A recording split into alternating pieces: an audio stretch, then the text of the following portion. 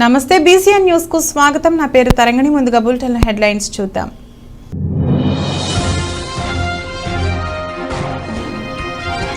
మెట్టు గ్రామంలోని స్వర్ణముఖి నదిలో ఉన్న ఇసుక రీచ్ వద్ద రైతులు నిరసన.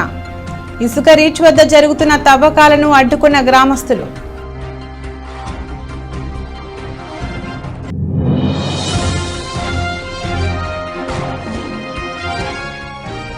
గూడలి గ్రామంలోని అరుంధతి వాడలో అయోధ్య శ్రీరామచంద్రుని అక్షింతల పంపిణీ.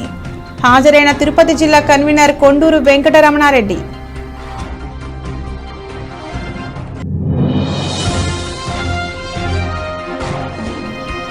ఎంపీడీఓ కార్యాలయంలో బీఎల్వీఓలతో ఎంపీడీఓ శివకుమార్ సమావేశం. ఎన్నికలకు సంబంధించి ఏ పనైనా త్వరితగతిన పూర్తి చేయాలని ఆదేశం. తిరుపతి జిల్లా చిట్టమూరు మండలం మెట్టు గ్రామంలోని స్వర్ణముఖి నదిలో ఉన్న ఇసుక రీచ్ వద్ద జరుగుతున్న తవ్వకాలను గ్రామస్తులు అడ్డుకున్నారు. ఇసుక రీచ్ వద్దకు చేరుకున్న మెట్టు గుణపాడు, గుణపాటిపాలెం, రుద్రవరం గ్రామాల రైతులు నిరసన వ్యక్తం చేశారు. నిబంధనలకు విరుద్ధంగా తవ్వకాలు జరుగుతున్నాయంటూ మండిపడ్డారు. కోట, వాకాడు, చిట్టమూరు మండలాల్లో రైతుల సంక్షేమం కొరకు స్వర్ణముఖి నదిలో పేరుకుపోయిన ఇసుకను పూడిక తీసి నదిలో నీటి నిల్వ సామర్థ్యం పెంచాలనే సదుద్దేశంతో ప్రభుత్వం కాంట్రాక్టర్లకు అప్పగించడం జరిగిందని, అయితే కాంట్రాక్టర్లు గడువు ముగిసిపోయినప్పటికీ ఇంకా తవ్వకాలు చేస్తున్నారన్నారు. ప్రభుత్వ నిబంధనల ప్రకారం మెట్టు రీచ్ వద్ద 13 ఎకరాల్లో 82,000 క్యూబిక్ మీటర్లు తవ్వకాలు చేయాల్సి ఉందన్నారు. అయితే సుమారు 50 ఎకరాల్లో తవ్వకాల్లో చేసి ఎంతో అవినీతికి పాల్పడినట్లు చెప్పారు. అధికారులు నిబద్ధతతో పనిచేయాలని, మహా అయితే బదిలీ అవుతారే తప్ప ఉద్యోగాలు తొలగించే పరిస్థితి ఉండదని హితవు పలికారు. అనంతరం లారీలకు లోడ్ చేసిన ఇసుకను అన్లోడ్ చేయించి వాహనాలు రీచ్లోకి వెళ్లకుండా రోడ్డును తొలగించారు. పోలీసులు, మైనింగ్ శాఖ అధికారులు విషయం తెలుసుకున్నప్పటికీ రీచ్ వద్దకు రాలేదు. రీచ్ను మూసివేస్తామని అధికారులు చెప్పినట్లుగా రైతులు మీడియాకు తెలియజేశారు.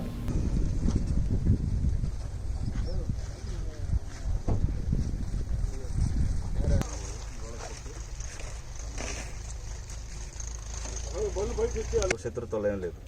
విత్ ఇన్ ది కోఆర్డినేట్స్ కూడా బండ్లు లేవు. హలో, ఇంటి దగ్గర ఫైల్ పంపించు అశోక్. వ్యవసాయం టైం ముఖ్యంగా చెప్పేది ఏంటంటే, మీకు ఇచ్చిండే కోఆర్డినేట్స్ ఇక్కడ నుంచి అక్కడ దాకా ఇచ్చున్నారు. అవి కూడా 50 ఎకరాలు ఇచ్చున్నారు. 13 ఎకరాలు పైకి చూపించి 50 ఎకరాలు ఎత్తున్నారు. ఇది ఇల్లీగల్. సరే, మీ వాళ్ళు ఎవరైనా ఉంటే రమ్మనండి. ఇక్కడ ఎత్తడానికి అయితే లేదు. మా దగ్గర ఆధారాలు ఉన్నాయి. ఆల్రెడీ ఇరిగేషన్ ఈఈ గారు డీడీ మైన్స్ కి లెటర్ పెట్టినారు. 9వ తేదీకి వాళ్ళకి పర్మిషన్ అయిపోయింది. దాన్ని నిలుపుదల చేయండి, వాళ్ళ మీద యాక్షన్ తీసుకోండి కలెక్టర్కి పెట్టున్నాడు. మా దగ్గర అన్ని కాగితాలు కూడా ఉన్నాయి. మీరు మీ వాళ్ళకి చెప్తాము.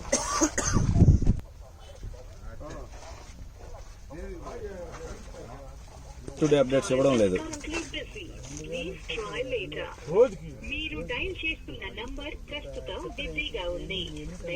40 నుంచి 50 టిప్పర్లు పోతున్నాయి. లైన్ బండ్లు 10 పోతున్నాయి.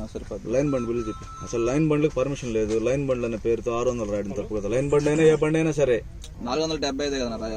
600 ఎందుకు రాస్తున్నారు? 475 నా దగ్గర ఉన్నాయి. ఆల్రెడీ స్లిప్ ఉంది. మీడియా మిత్రులు మీకు కూడా ఇస్తాను. లైన్ బండ్లకు 670. లైన్ బండా లైన్ బండి కాదనేది అనవసరం. లైన్ బండి తెచ్చి నేను ఇంట్లో నెత్తిన పోసుకుంటా, నా ఇష్టం. అది లైన్ బండి పెట్టుకుంటా, ఇంట్లో నెత్తిన పోసుకుంటా. లైన్ బండి శివాకి పోయింది 125 రూపాయలు. కోఆర్డినేటర్ ఫోన్ చేస్తే రెక్టిఫై చేసి ఆథరైజ్డ్ 600 రాయమన్నారు.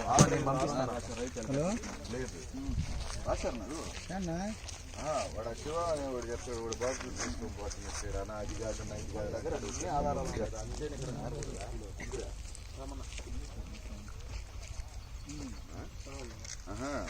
అంతే ఎకరంగా ఉండకూడదా? అన్నిటిలా న్యాయం లేనట్టు మాట్లాడతారు కదా.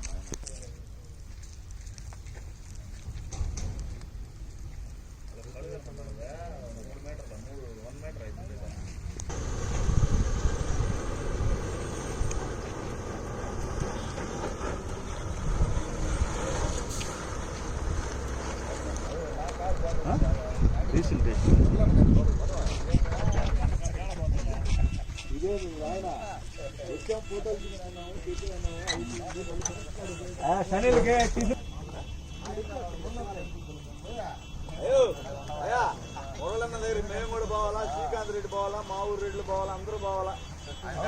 కాదు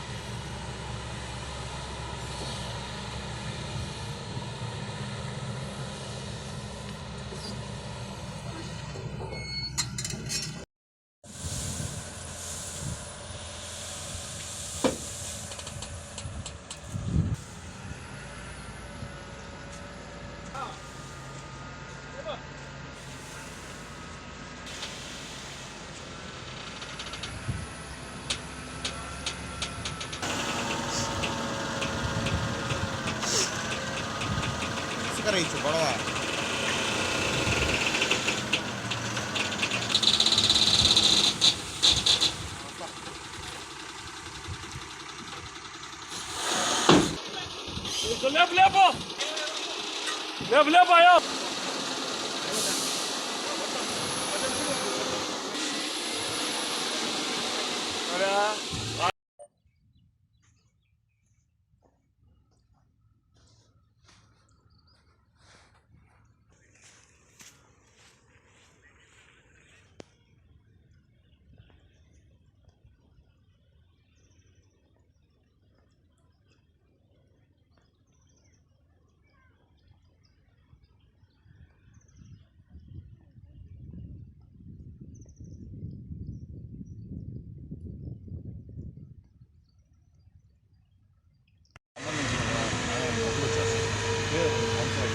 పంపించండి చేస్తున్నాను.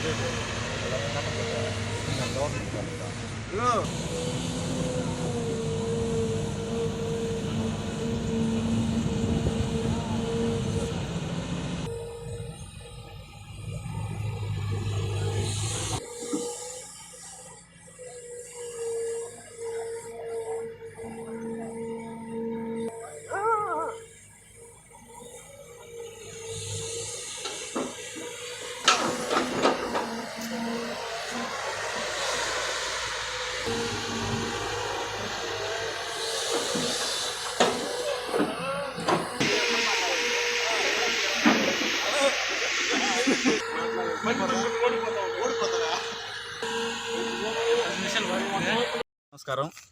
మేము షనిల్ మెట్టు గుణపాటిపాలెం రుద్రవరం గూడల గ్రామ రైతులు అందరం వ్యవసాయం చేసుకుని బ్రతికేవాళ్ళము. మేము ఈ స్వర్ణముఖిలో ఉంటే నదీ జలాలతోనే ఫిల్టర్ పాయింట్లో కావచ్చు వాటిలో బతుకుతుంటాం వ్యవసాయం చేసి.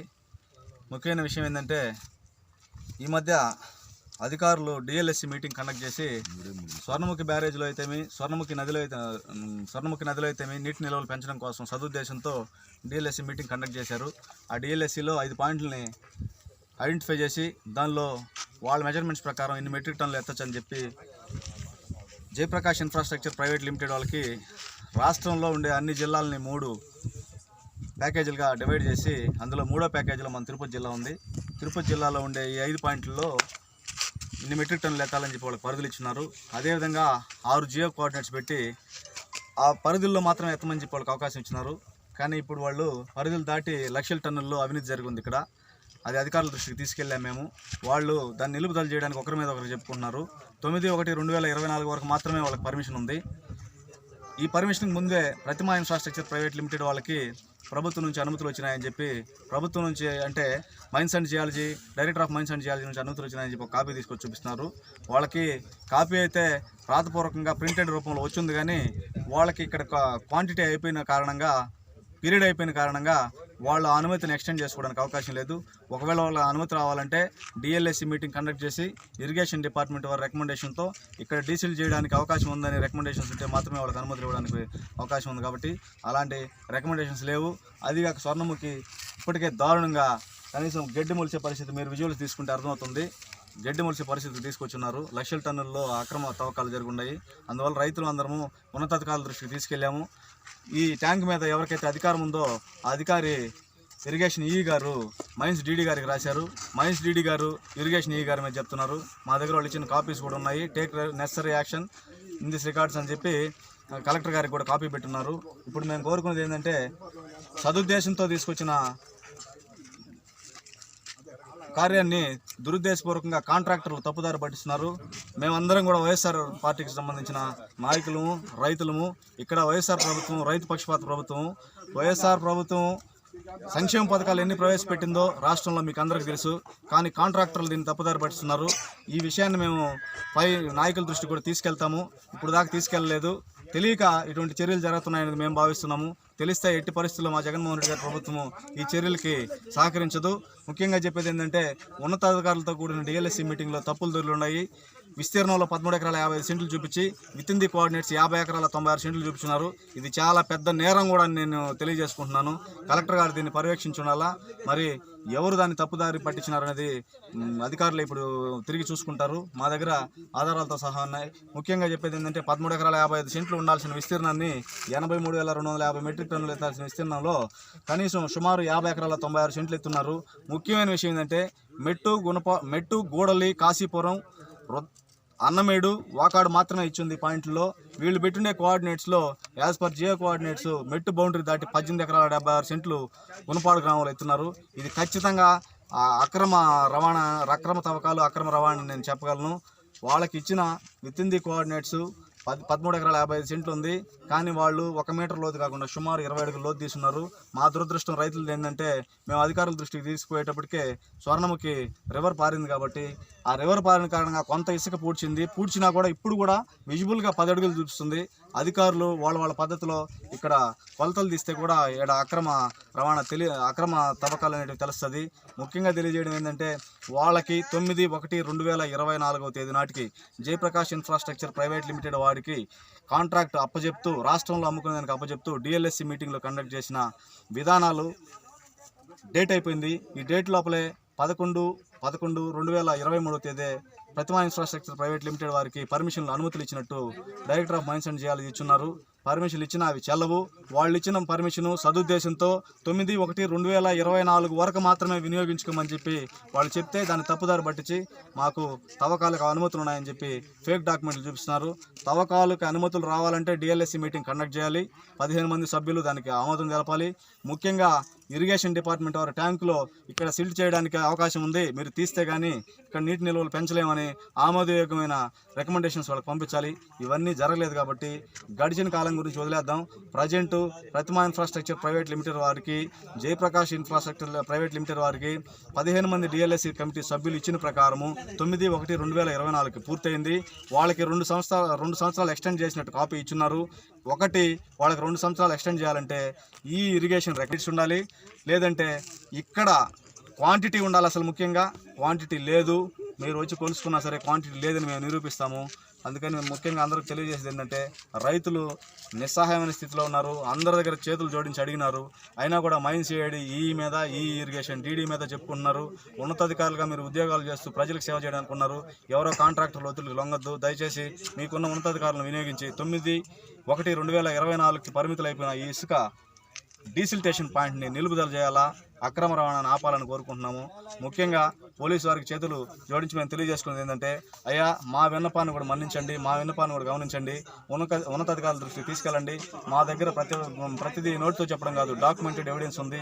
వాళ్ళకి ఇచ్చిన పరిమితులు 13 ఎకరాల 55 సెంట్లు అంటే 50 ఎకరాల 96 సెంట్లు ఉన్నారు.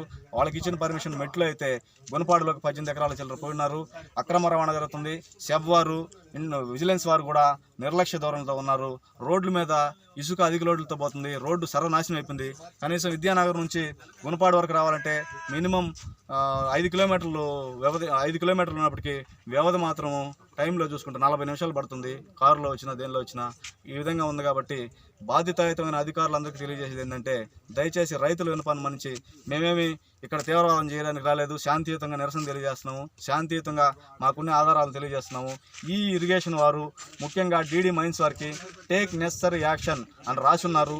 చూడండి, టేక్ నెసరీ యాక్షన్ అంటే ఉన్నతాధికారులు మేము తెలియజేసేది ఏంటంటే దీని మీద చర్య తీసుకోండి అని. వాళ్ళకి ఇచ్చిన కాలం ఆయన బాధ్యతను ఆయన నెరవేర్చినారు. మైన్స్ డీడీ గారు, మైన్స్ ఏడీ గారు అందరూ జాయింట్ ఇన్స్పెక్షన్లో ఇక్కడ ఇసుక తవ్వకాలు చేయొచ్చు అని చెప్పినారు. కాబట్టి అందరూ జాయింట్ ఇన్స్పెక్షన్ చేసేనా, లేదు బాధ్యతాయుతమైన అధికారులైనా వచ్చి ఈ ఇసుక అక్రమ తవ్వకాలను ఆపేయాలని చెప్పి రైతులుగా మేము కోరుకుంటున్నాము. లేదంటే చుట్టుపక్కల గ్రామాల్లో ఈ చుట్టుపక్కల 4 గ్రామాల్లో వాళ్ళకి సాగునీరు, తాగునీరు ఎదురు ఏర్పడే అవకాశం ఉంది. ఈ విషయాన్ని మేము జగన్మోహన్ రెడ్డి గారి దృష్టికి తీసుకెళ్తాము. ఈ విషయాన్ని మేము మా ఎమ్మెల్యే గారి దృష్టికి తీసుకెళ్తాము. ఈ విషయాన్ని మేము మా జిల్లా అధ్యక్షుడు రామ్ కుమార్ గారి దృష్టికి తీసుకెళ్తాము. ఈ విషయాన్ని మేము ప్రభుత్వంలో ఉండే అధికారులు పెద్దలందరికీ తెలియజేస్తాము. రైతు పక్షపాత ప్రభుత్వం మాది, వైఎస్ఆర్ ప్రభుత్వం. కానీ ఇక్కడ కాంట్రాక్టర్లు దీనిలో లొసుకులు చేస్తున్నారని మాకు అర్థమవుతుంది. దానికి అధికారులు సహకరిస్తున్నారని అర్థమవుతుంది. దయచేసి అధికారులైనా, కాంట్రాక్టర్లైనా, ప్రభుత్వాలని ఇప్పుడు ఉంటే పోతాయి. రైతు బతుకుంటేనే ఎవరైనా బతుకుంటారు. దయచేసి మేము కోరుకునేది ఏంటంటే, మిమ్మల్ని రైతులు కడుపు కొట్టద్దు. మీరు రైతులకు సదుద్దేశంతో డీసిల్టేషన్ అనే పేరుతో తీసుకొచ్చిన కార్యక్రమాన్ని అదే పద్ధతిలో పోనీయండి.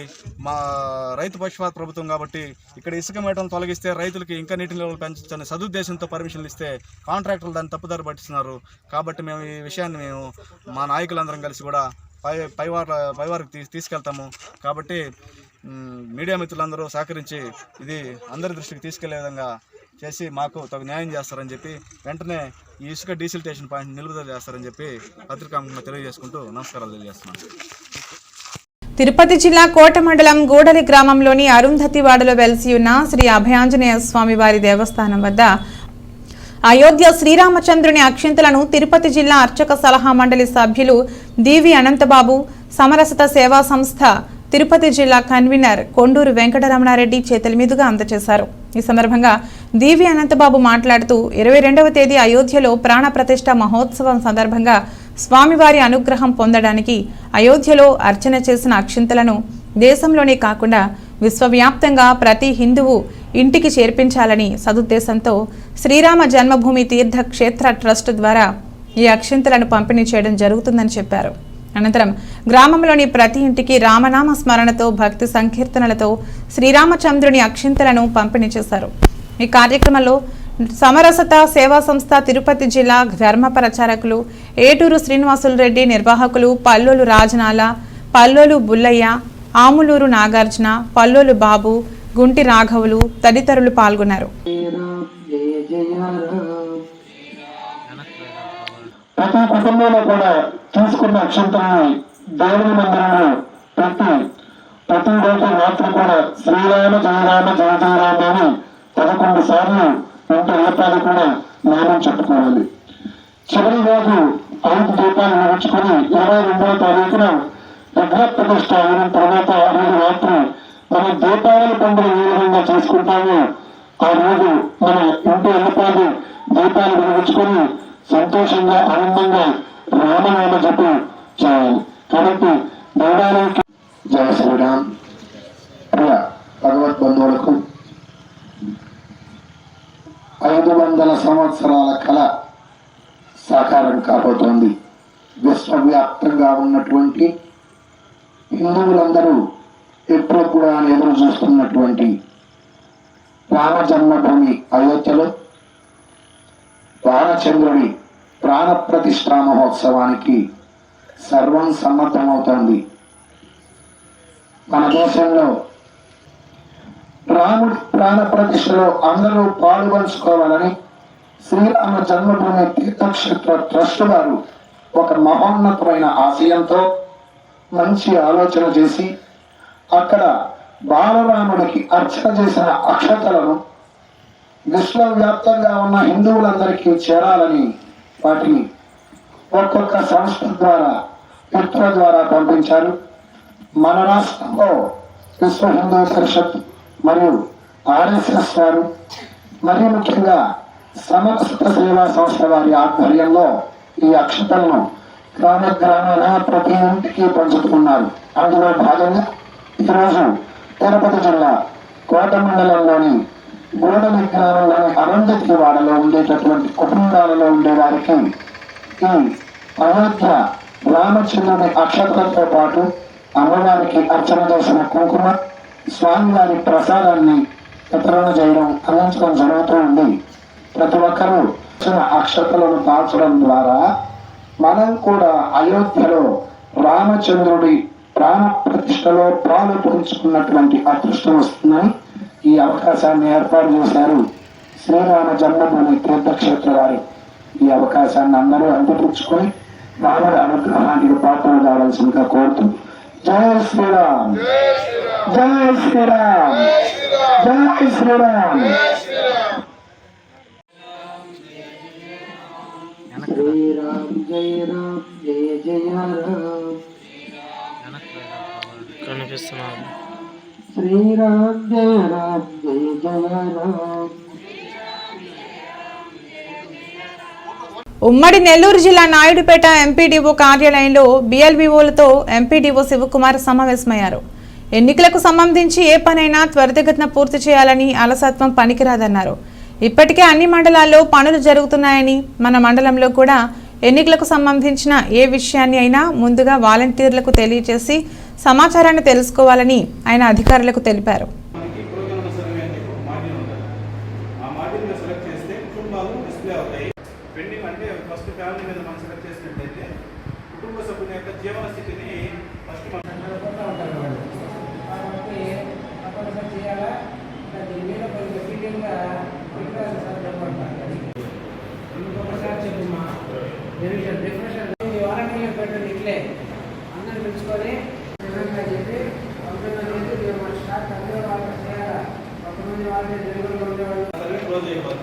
సర్వే క్లోజ్ చేసేటప్పుడు ఎవరైతే ఇన్ఛార్జ్ చేస్తున్నారో సచివాలయం ఎంప్లాయీ వాళ్ళు ఖచ్చితంగా దానికి అథెంటికేషన్ చేయాలి.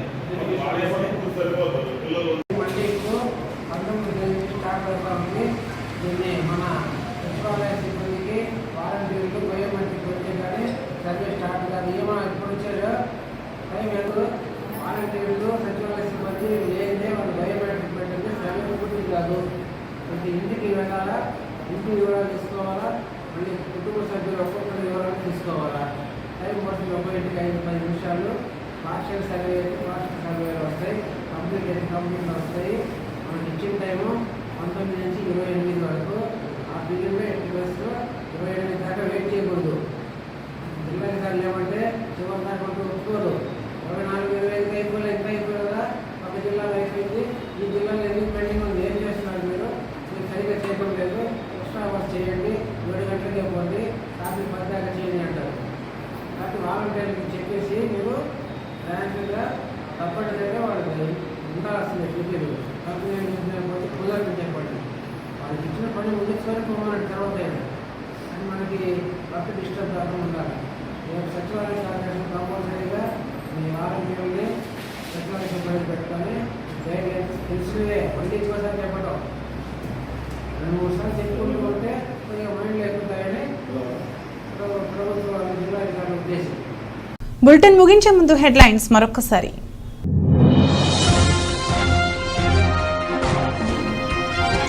మెట్టు గ్రామంలోని స్వర్ణముఖి నదిలో ఉన్న ఇసుక రీచ్ వద్ద రైతులు నిరసన. ఇసుక రీచ్ వద్ద జరుగుతున్న తవ్వకాలను అడ్డుకున్న గ్రామస్తులు.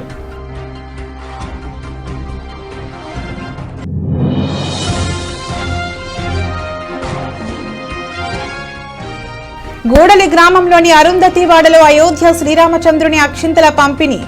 హాజరైన తిరుపతి జిల్లా కన్వీనర్ కొండూరు వెంకటరమణారెడ్డి.